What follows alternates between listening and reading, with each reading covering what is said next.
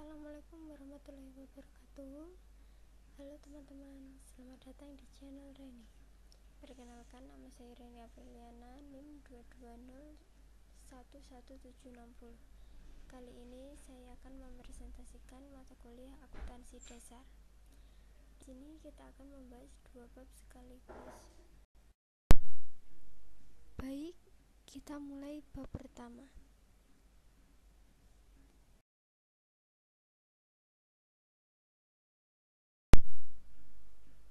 Definisi akuntansi dapat dilihat dari dua sudut pandang. Yang pertama, dilihat dari fungsi dan kegunaan. Akuntansi merupakan aktivitas jasa yang berfungsi memberikan informasi kuantitatif mengenai kesatuan-kesatuan ekonomi, terutama yang bersifat keuangan, yang bermanfaat dalam pengambilan keputusan. Yang kedua, dilihat dari proses kegiatan. Akuntansi adalah seni mencatat, mengklasifikasi dan mengikhtisari transaksi-transaksi kejadian yang sekurang-kurangnya atau sebagian bersifat keuangan dengan cara menginterpretasikan hasil-hasilnya.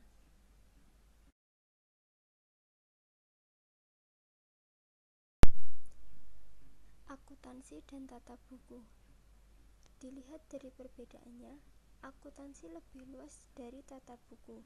Sebab tata buku hanyalah pencatatan secara sistematis transaksi atau kejadian yang dinyatakan dengan nilai uang.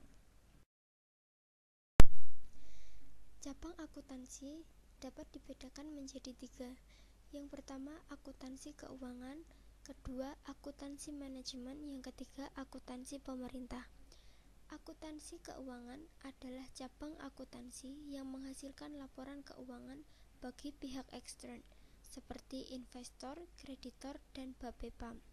Yang kedua, akuntansi manajemen adalah cabang akuntansi yang menghasilkan laporan keuangan bagi pihak intern, organisasi, atau manajemen. Yang ketiga, akuntansi pemerintah adalah cabang akuntansi yang memproses transaksi-transaksi keuangan pemerintah yang menghasilkan laporan keuangan sebagai bentuk pertanggungjawaban pelaksanaan APBN atau APBD kepada rakyat melalui lembaga legislatif serta untuk kepentingan-kepentingan pihak-pihak yang terkait.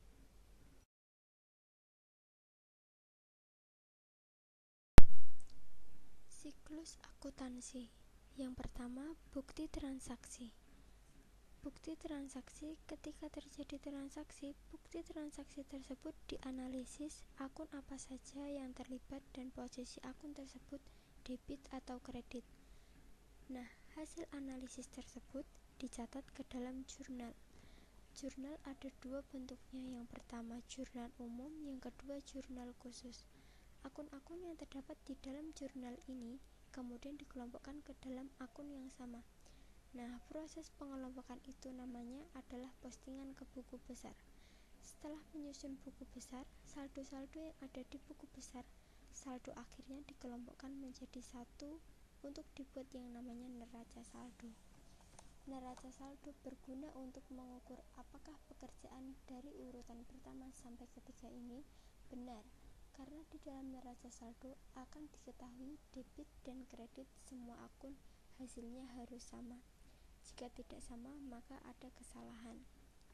Selanjutnya, menyusun jurnal penyesuaian. Apakah dari akun yang ada di neraca saldo ada yang perlu disesuaikan atau tidak. Kemudian buat jurnal penutup. Digunakan untuk penutup akun-akun nominal karena akun nominal berhenti di siklus ini, karena nanti mulai siklus baru akan ada nominal baru lagi. Yang terakhir, membuat laporan keuangan untuk menyusun laba dan rugi.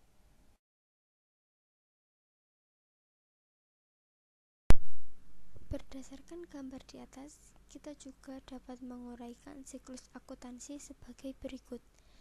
Yang pertama, pencatatan data ke dalam dokumen sumber atau bukti transaksi. Yang kedua, penjurnalan, yaitu menganalisis dan mencatat transaksi dalam jurnal. Yang ketiga, melakukan postingan ke buku besar. yaitu memindahkan debit dan kredit dari jurnal ke akun buku besar. Yang keempat, penyusunan neraca saldo, yaitu menyiapkan neraca saldo untuk mengecek keseimbangan buku besar. Yang kelima, membuat ayat jurnal penyesuaian dan memasukkan jumlahnya pada neraca saldo. Yang keenam, membuat ayat-ayat penutup, yaitu menjurnal dan memindah bukukan ayat-ayat penutup. Yang ketujuh, penyusunan laporan keuangan, yaitu laporan rugi laba, laporan perubahan modal dan neraca.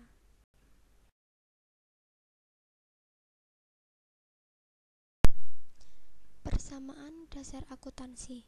Persamaan dasar akuntansi memiliki rumus aktiva sama dengan hutang ditambah modal.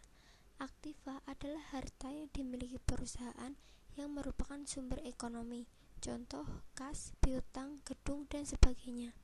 Hutang adalah kewajiban yang menjadi beban perusahaan, contoh utang pembelian kredit. Modal adalah hak atau klaim pemilik atas aktiva perusahaan, contoh setoran modal oleh pemilik.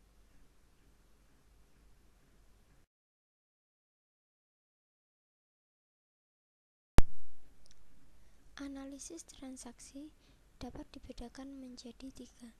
Yang pertama, transaksi yang mempengaruhi aktiva. Yang kedua, transaksi yang mempengaruhi utang. Yang ketiga, transaksi yang mempengaruhi modal.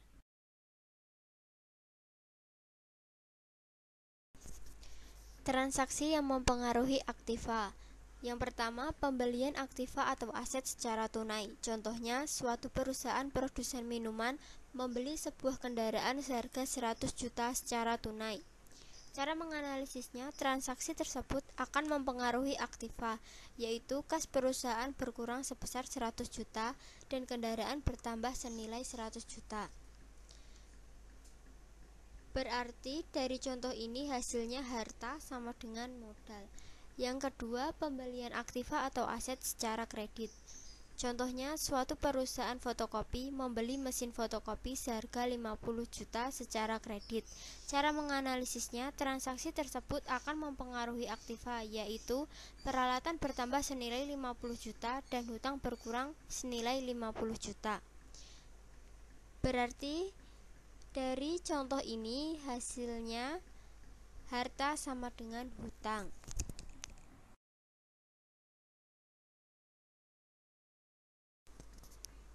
Yang ketiga, penjualan aktiva atau aset secara cash. Contohnya, suatu perusahaan minuman menjual kendaraan seharga 80 juta secara tunai. Analisisnya, transaksi tersebut akan mempengaruhi aktiva, yaitu kas perusahaan bertambah 80 juta dan kendaraan perusahaan berkurang senilai 80 juta. Yang keempat, penjualan aktiva atau aset secara kredit. Contohnya, suatu perusahaan minuman menjual kendaraan seharga 150 juta secara kredit. Cara menganalisisnya, transaksi tersebut akan mempengaruhi aktiva, yaitu kendaraan berkurang senilai 150 juta dan piutang perusahaan bertambah sebesar 150 juta. Yang ketiga, penjualan aktiva atau aset secara cash. Contohnya, suatu perusahaan minuman menjual kendaraan seharga 80 juta secara tunai.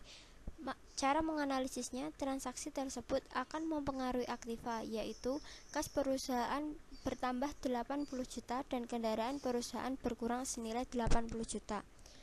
Dari contoh ini, hasilnya adalah modal sama dengan harta. Yang keempat, penjualan aktiva atau aset secara kredit. Contohnya, suatu perusahaan minuman menjual kendaraan seharga 150 juta secara kredit. Cara menganalisisnya, transaksi tersebut akan mempengaruhi aktiva, yaitu kendaraan berkurang senilai 150 juta dan piutang perusahaan bertambah sebesar 150 juta. Dan dari hasil contoh ini, yang terakhir salah.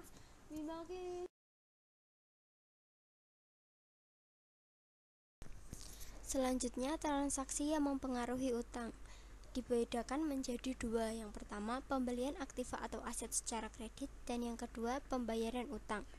Yang pertama, pembelian aktiva atau aset secara kredit. Contohnya, suatu perusahaan membeli sebuah mesin secara kredit seharga 200 juta. Cara menganalisisnya, transaksi tersebut akan mempengaruhi utang, yaitu utang perusahaan bertambah 200 juta dan peralatan bertambah sebesar 200 juta. Yang kedua, pembayaran utang. Contohnya, suatu perusahaan membayar utang sebesar 50 juta.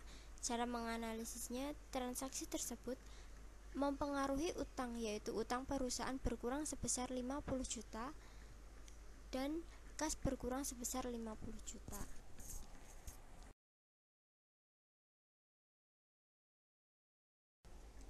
Selanjutnya, transaksi yang mempengaruhi modal juga dibedakan menjadi dua. Yang pertama, penambahan investasi pemilik, dan yang kedua, pengurangan investasi pemilik. Yang pertama, penambahan investasi pemilik. Contohnya, Mr. X melakukan penyetoran sebesar 50 juta ke kas sebagai penambahan modal. Analisisnya, transaksi tersebut akan mempengaruhi modal, yaitu modal perusahaan bertambah sebesar 50 juta dan kas perusahaan bertambah sebesar 50 juta. Yang kedua, pengurangan investasi pemilik. Contohnya, Mr. X melakukan penarikan uang perusahaan untuk keperluan pribadi sebesar 25 juta.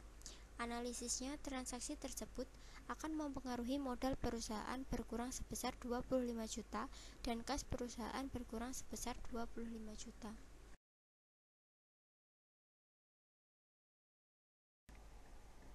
Selanjutnya ada basis akuntansi. Basis akuntansi menyatakan saat pengakuan transaksi yang merupakan dasar pencatatan transaksi tersebut.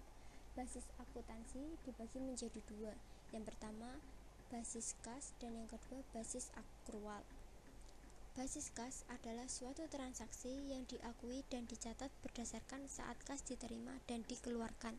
Sedangkan basis akrual adalah suatu transaksi diakui dan dicatat berdasarkan pengaruh transaksi pada saat kejadian dan dicatat serta dilaporkan pada periode yang bersangkutan.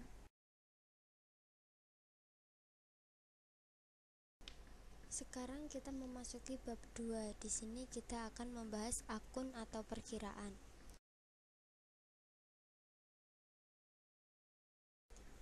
Pengertian dari akun atau perkiraan adalah suatu media untuk mengklasifikasikan dan mencatat penambahan dan pengurangan dari tiap unsur-unsur laporan keuangan. Bentuk akun atau perkiraan yang paling sederhana adalah akun atau perkiraan T, di mana sisi kiri adalah debit dan di sisi kanan adalah kredit. Dasar pencatatan untuk mendebit dan mengkredit adalah persamaan akuntansi dengan tambahan beban dan pendapatan.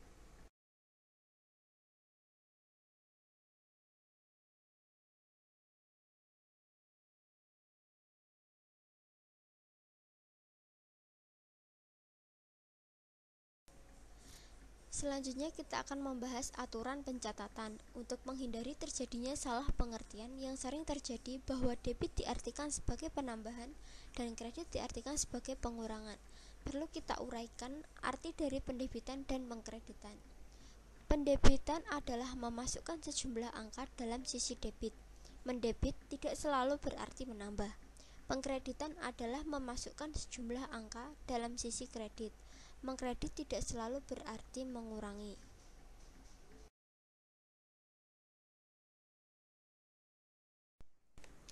Akun dalam akuntansi memiliki 5 jenis. Yang pertama, aktiva atau harta. Yang kedua, utang. Yang ketiga, modal. Yang keempat, pendapatan. Yang kelima, beban atau biaya. Kita bahas yang pertama, aktiva atau harta. Bersaldo normal di debit. Apabila terjadi suatu penambahan, maka harta tersebut akan berada di debit, dan apabila terjadi suatu pengurangan, maka harta akan berada di kredit. Selanjutnya, utang. Bersaldo normal di kredit. Apabila terjadi suatu penambahan, maka dia akan berada di posisi kredit, dan jika terjadi suatu pengurangan, maka dia akan berada di posisi debit. Selanjutnya ada modal. Dia bersaldo normal di kredit.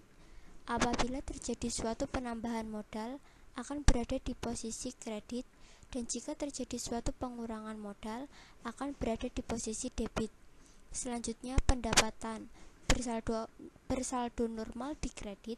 Apabila terjadi suatu penambahan, dia akan berada di posisi kredit, dan apabila terjadi pengurangan, dia akan berada di posisi debit. Yang terakhir, ada biaya atau beban. Bersaldo normal di debit. Apabila terjadi suatu penambahan, beban akan berada di debit, dan apabila terjadi pengurangan, maka beban akan berada di kredit.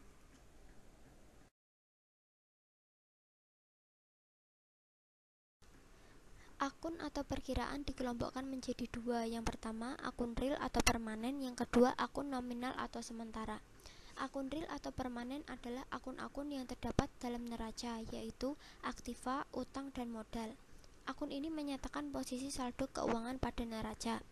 Akun nominal atau sementara adalah akun-akun yang terdapat dalam perhitungan rugi laba, yaitu akun pendapatan dan akun beban. Akun-akun pada akhir periode akuntansi harus ditutup, sehingga saldonya nol pada awal periode akuntansi. Pada latihan 5 ini, kita akan mengelompokkan masing-masing akun atau perkiraan ke dalam kelompok akun real dan kelompok akun nominal. Yang pertama, penjualan masuk ke dalam akun nominal. Yang kedua, kas masuk ke dalam akun real. Yang ketiga, utang sewa masuk ke dalam akun real. Yang keempat, beban iklan masuk ke dalam akun nominal.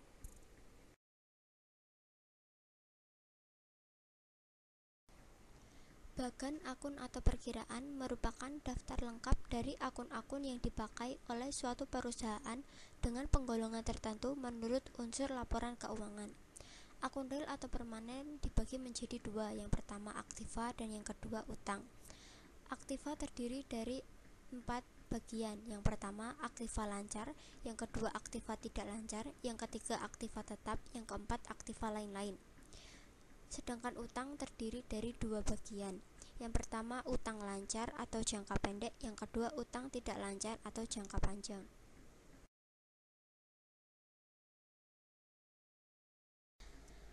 Selanjutnya akun real. Akun real dibagi menjadi 3.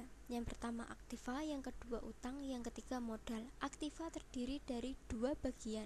Yang pertama aktiva lancar, yang kedua aktiva tidak lancar. Akun nominal atau sementara dibagi menjadi 2. Yang pertama pendapatan, yang kedua beban. Pendapatan terdiri dari 2 bagian. Yang pertama pendapatan operasi, yang kedua pendapatan non-operasi. Beban terdiri dari 2 bagian. Yang pertama beban operasi, yang kedua beban non-operasi. Selanjutnya akun real. Akun real terdiri dari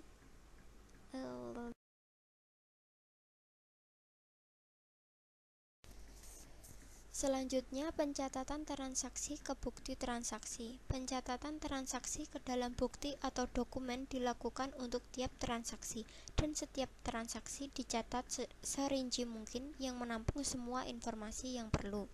Bukti transaksi sekurang-kurangnya memuat data mengenai jumlah nilai uang yang tercakup dalam transaksi, tanggal terjadinya transaksi, dan pihak yang terlibat di dalamnya. Contoh, faktur penjualan, bukti setoran kas atau bank, dan sebagainya.